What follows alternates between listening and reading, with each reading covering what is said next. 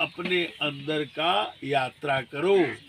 संसार तो चलो देख रहे हैं, देख ही रहे हैं, खा रहे हैं, पी रहे हैं, कमा रहे हैं, जीवन जी रहे हैं। तो इन जीवन जीने में जो भी काम हो रहा है हमारा, तो इन काम के साथ साथ आप कौन हैं, कहाँ से आए हैं, आपकी क्या हाल है, आपको क्या करना चाहिए, आप कहाँ जाने वाले हैं, कहाँ से आए हैं, इन तमाम बातों को जानकारी लेने के लिए, हासिल करने के लिए आप मनुष्य का तन धारण किए हैं, शरीर धारण किए सुंदर। अगर इसका पता नहीं लगा मनुष्य जीवन में, तो यह तो शरीर में आत्मा यात्री है, यात्रा कर रही है। कभी हम ही बनते हैं, जानवर बन जाते हैं, पक्षी बन जाते हैं, क्या से क्या बन जाते हैं। बड़ा मुश्किल से दुर्लभ मनुष्य शरीर मिलता है। तो इस शरीर में आए हैं तो भाई जीते जी इसकी जानकारी ले लें हम लोग। अंदर में जब हम जीते जी अपनी जानकारी ले लेंगे, चप्पल खोल लीजिए, अपना होश संभाल लेंगे, अपने जीवन को सही पथ पर चला लेंगे, तब हो जाएगा कि हम इस मनुष्य शरीर में आकर के मानव तन धारण करके हम इस जीवन का सही सदुपयोग कर लिए। सच्चा सदुपयोग हमने किया तो इस जीवन का महत्व बन जाएगा। जब तक इस बात की जानकारी हम लोग नहीं ले पाए हैं, तब तक अंधकार में हैं, तब तक हम अज्ञान में हैं, तब तक हमने कुछ नहीं जाना है। इसलिए हमें जानने के लिए हम मनुष्य तन प्राप्त कर लिए, और इस तन को प्राप्त करने के बाद,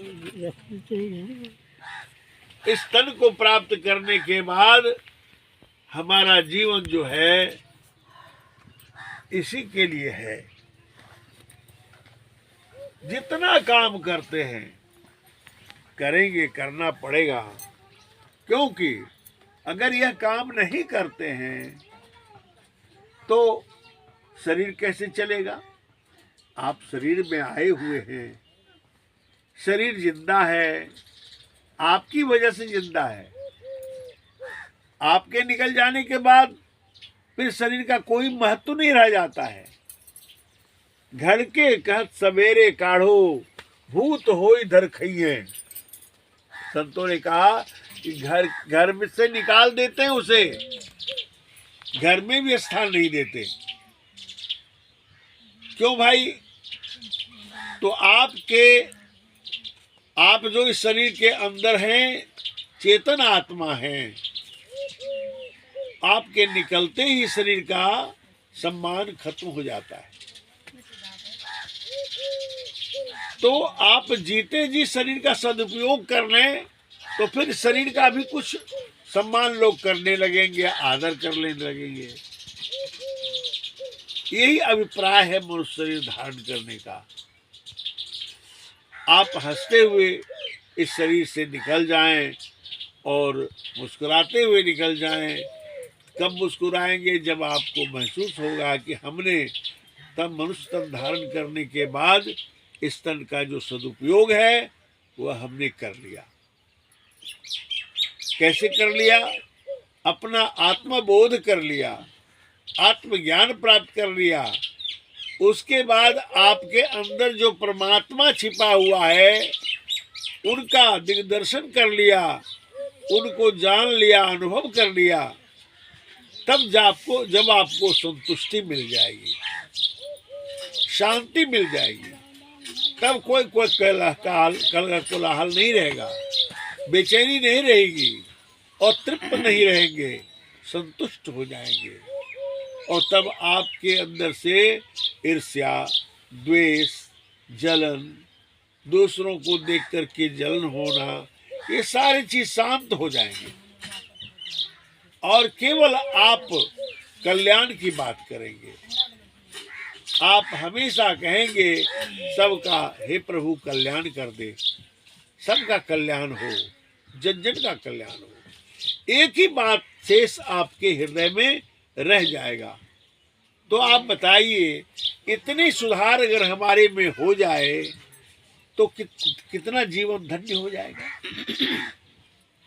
ईर्ष्या द्वेष किताब पढ़ करके जो लोग विद्वान हो जाते हैं, पोथी पत्रा को पढ़ करके ज्ञानी कहलाने लगते हैं, और उसके दिल में भेदभाव हो, ऊंच नीच का, उसके हृदय में छुआछूत हो, उसके हृदय में ऊंच नीच का भ्रम पैदा होता रहे, तो वो अपमान के भाजन के कारण होते हैं।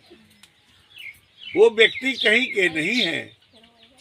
इसलिए कबीर साहब ने कहा, हे प्यारी आत्मा, सारे संसार की प्यारी आत्मा हमारे ही हैं,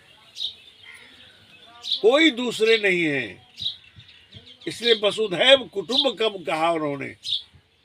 वसुंधरा पर जितने प्राणी हैं, केवल मनुष्य ही नहीं, जानवर, पक्षी, जितने छोटे छोटे कीड़े मकोड़े भी हैं, वो भी सदगुरु की आत्मा है। जो सदगुरु की ओर कदम बढ़ाते हैं, सत्य ज्ञान की ओर कदम बढ़ाते हैं, वह किसी भी प्राणी को दुखी नहीं देखना चाहते। जब ऐसी भावना उत्पन्न हो जाएगी तो फिर वो किसी को क्यों मारेंगे। आज संसार में लोग हिंसक होते चले जा रहे हैं, जीव को मार कर खाते हैं, उससे दुर्बुद्धि उत्पन्न होती है, उससे ज्ञान नष्ट हो जाता है, मानवता का स्वरूप बिगड़ जाता है, हैवानियत का रूप आ जाता है। और आप देख लीजिए, अगर आप मांस मछली खाते हैं तो मांस मछली को खाने में पचाने के लिए, उसकी बदबू को पचाने के लिए लोग इतर सेंट का व्यवहार करते हैं, घर को फिर नीपते हैं, पवित्र करते हैं। ये घर गंदा बहकने लगा, विषांत बहता है, तो फिर यह भी तो एक घर है जिसमें आपके प्रभु परमात्मा छिपे हुए हैं। इस शरीर के अंदर परमात्मा छिपे हुए हैं। एक मंदिर है, जीता जागता मंदिर, यह शरीर ही तो है मानव तन, और सभी प्राणियों में यह मानव तन सबसे श्रेष्ठ है, सबसे ऊंचा कौन है? मनुष्य। और मनुष्य से ज्यादा विवेकशील प्राणी कौन हो सकता है? मनुष्य एक विवेकशील प्राणी है। हम बचपन से पढ़ते आए हैं, मनुष्य के अंदर विवेक है छिपा हुआ। उस विवेक को मार करके अज्ञान जनित कर्म करते हैं, जीवों को मार देते हैं, उस पे मसाले लगा के उसको खाते हैं, तो वह जीव या बदबू छिपाने के लिए खाते हैं। लेकिन कोई भी ऐसे खाया जाएगा? जीव को मार करके आप केवल बिना तेल मसाला दिए उसको आग पर चढ़ा करके खाइए तो कोई नहीं खाएगा, भाग जाएगा उसकी बदबू से। इसलिए मनुष्य की दांत जो है मांसाहारी के लायक नहीं है। कुत्ते की दांत देखिए, नुकीली दांत है, उससे मांस खींच खींच के खाने के लिए बनाया है, प्रकृति प्रदत्त है। मांसाहारी जानवर जितने हैं उसको पसीना नहीं होता है, चाहे कितनी भी गर्मी हो, उस पसीना उसे नहीं होता है, उसके जीवा से लार टपकता है गर्मी में, और वह हपसता रहता है गर्मी के दिनों में। और वह पशु मनुष्य जानवर को जरा देखिए गौर करके कि उसको वह जो है उसका लक्षण ही अलग अलग है। शाकाहारी में आइए भीतर आइए, बैठिए, कुर्सी है। तो जानवर में घोड़े को ले लीजिए, गधे को ले लीजिए, गाय बैल बकरी इन सब को ले लीजिए, इसको अगर आप मांस खाने देंगे तो नहीं खाएंगे। वह अपने भोजन को पहचान लेते हैं, क्योंकि परमात्मा ने उसे शाकाहारी जीव में गिना है, बनाया है। मनुष्य को भी शाकाहारी जीव में बनाया है। मनुष्य बुद्धिमान होकर अपने बुद्धि को गलत कार्य में लगाते हैं। वह नीचे के प्राणियों को देखकर सीख लेते हैं कि कुत्ते खाते हैं मांस, इसको ऐसे, ये तो ऐसे ही जानवर है, खा लेता है, मैं इसको बढ़िया तरीके से बना के खाऊं। तो उस जानवर से उसने सीख लिया और उसे खा लिया, तो उसके बुद्धि पर प्रभाव पड़ता है। जिस सुंदर मुख को बना दिया परमात्मा ने, उसमें आमिष आहार खाते हैं, नशा पीते हैं, उसमें आप क्या कहते हैं, मांस खाते हैं, तो इस मुख से प्रभु का नाम आप कैसे ले सकते हैं? तब तो प्रभु के नाम पर गाली हो गई।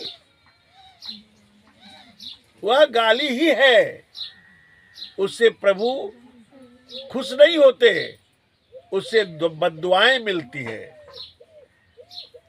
तब ही परमात्मा ने सुंदर मुख दिया, सुंदर कान दिया, आंख दिया, जीवा दी, सारे अंग प्रत्यंग बना के सुसज्जित करके मानव शरीर बना दिया कि इसके हर अंग से उपकार करना, सेवा करना और एक दूसरे में भाईचारा प्रेम का भाव उत्पन्न करना।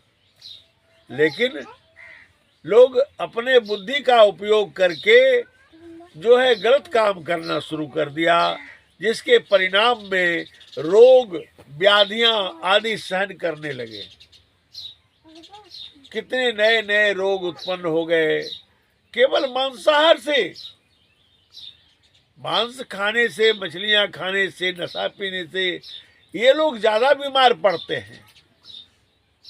ये लोग ही ज्यादा बीमार पड़ते हैं, रोगी हो जाते हैं और उम्र छीन हो जाता है, कम समय में ही चले जाते हैं संसार को छोड़कर। इसलिए हमें जो है इस बात पर जरूर गौर करना चाहिए। शास्त्रों की बात छोड़ दीजिए, सदगुरु कबीर साहब ने कहा कि भाई मानुष जन्म सुधारो साधो, धोखे काहे बिगाड़ो हो, ऐसा समय बहुर नहीं पइयो, जन्म जुआ मत हारो हो।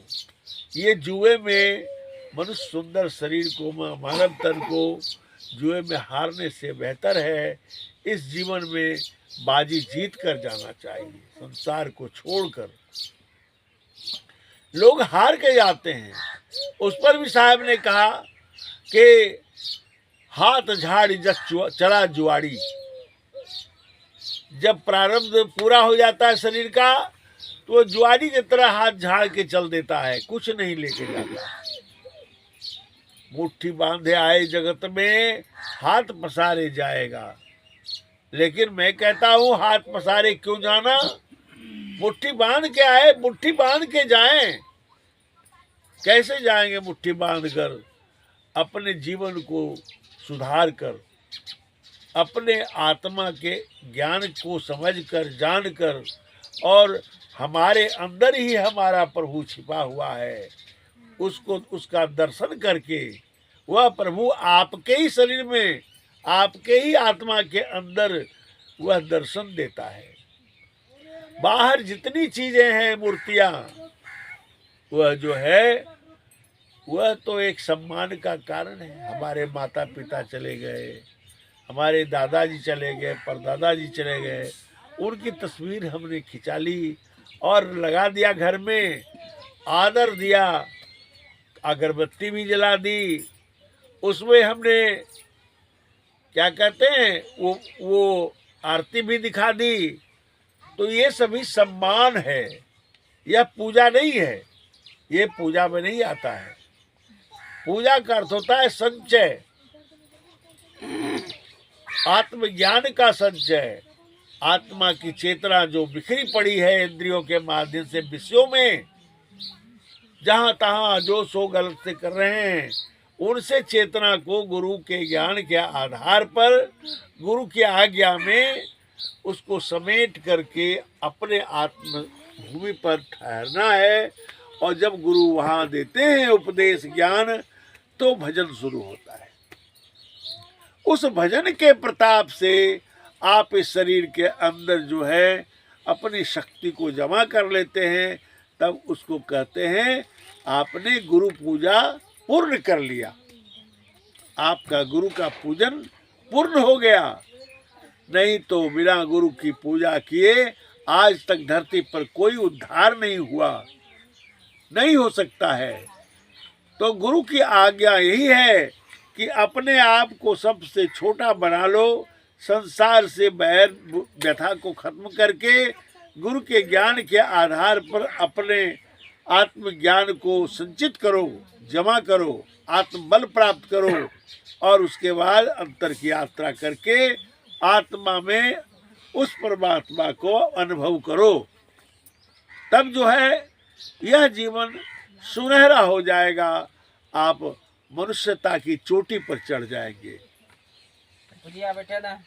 यहाँ इस संसार में जितनी आत्माएं हैं सभी महान हैं, सभी प्रभु की भक्ति कर सकते हैं और प्रभु की भक्ति सबको करनी चाहिए। साहिब माता जी, तो सबको प्रभु की भक्ति करनी चाहिए। अब भक्ति करने का आधार एक ही है, गुरु से ज्ञान लेकर के, और गुरु जो बताते हैं अपने अंतर में चलकर अपने आत्मा की भूमि पर ठहरने का तरकीब, उस तरकीब को सीख लें और अंतर ही प्रवेश करके अपनी अवस्था में आकर के प्रभु का भजन ध्यान करें। उद्धार होने का यही तरीका है। आपकी चेतना बिखरी पड़ी है, तो वह कैसे पड़ी है, कैसे समेटने के बाद उस परमात्मा को जानेंगे। देखिए, गन्ने का रस पीते हैं, कितना मीठा लगता है, तृप्त हो जाते हैं। और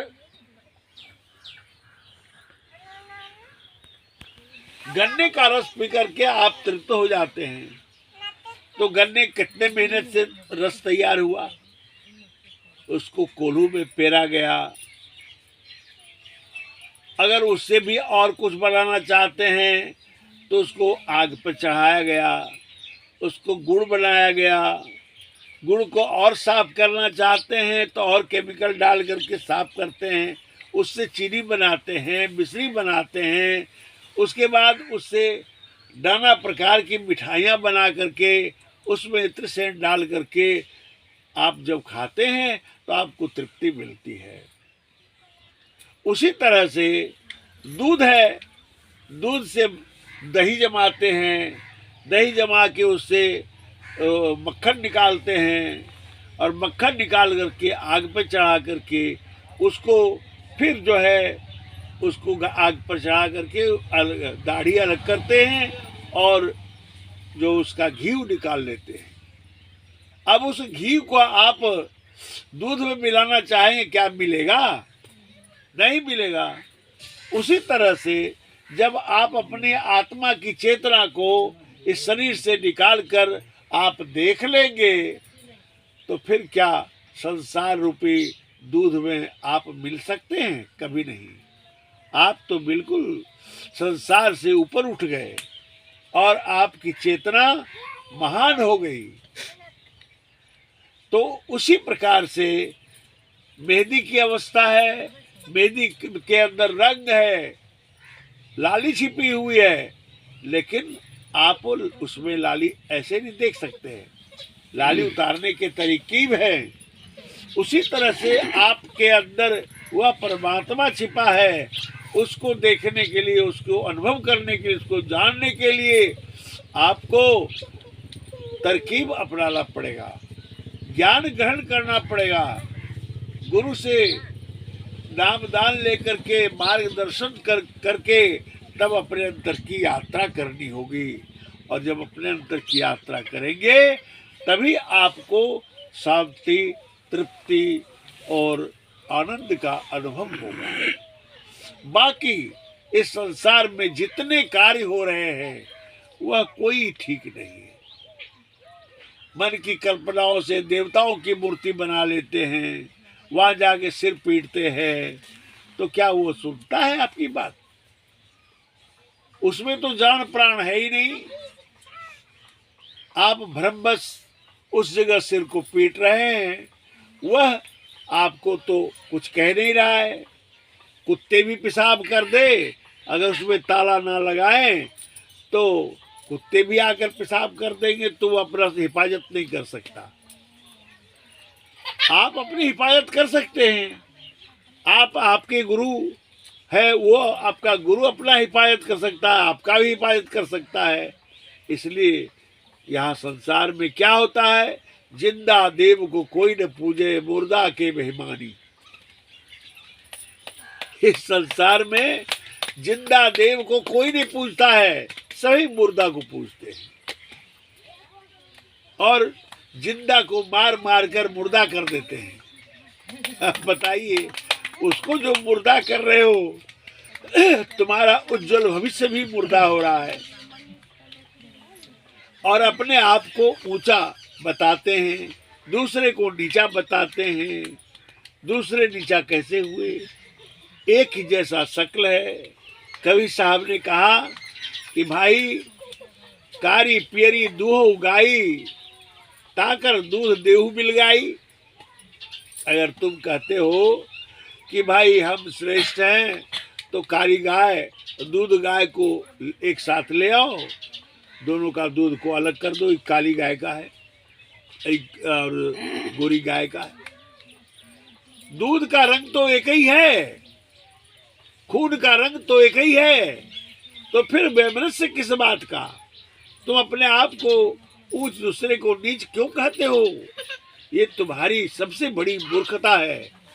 तुम कहीं के नहीं हो, किसी काम के नहीं हो और दुनिया को मूर्ख बनाते हो। इसलिए इस संसार में जितनी आत्माएं हैं सब प्रभु की हैं, हमारी हैं।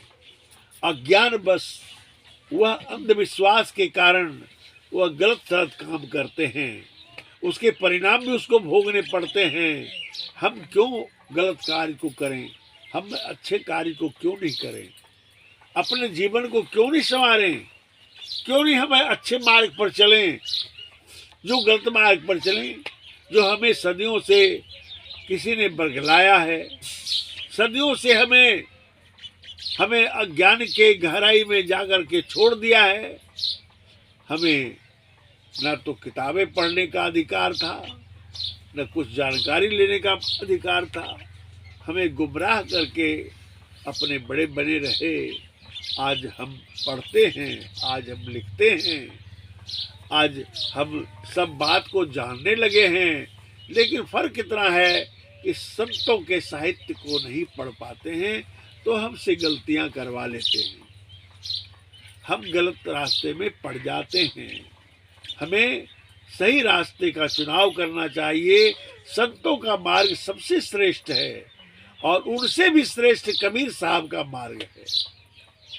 संतों का मार्ग तो श्रेष्ठ है ही, लेकिन सबसे ज्यादा, सबसे महत्वपूर्ण कबीर साहब का मार्ग है, जो कबीर साहब ने चारों युगों से मानवता को अधिकार दिया। कबीर साहब ने जगाया और कहा कि तुमसे श्रेष्ठ कोई नहीं है, क्योंकि तुम हो तभी संसार है, तुम नहीं हो तो संसार भी नहीं है, कोई नहीं है। इसलिए तुम अगर हो तो तुम अपने आप को विचार करो, तुम हो कौन, हो क्या? जब तुम अपने आप को जान लोगे तो तुम कहीं ठोकरे नहीं खाओगे, कहीं तुम्हें दुख नहीं होगा, तुम आनंद में विचरण करोगे और तुम्हें कोई नहीं बरगलाएगा। अपने जीवन को संवारो, इंसान बनो और अपने अंदर छिपे परमात्मा को जानो, महसूस करो।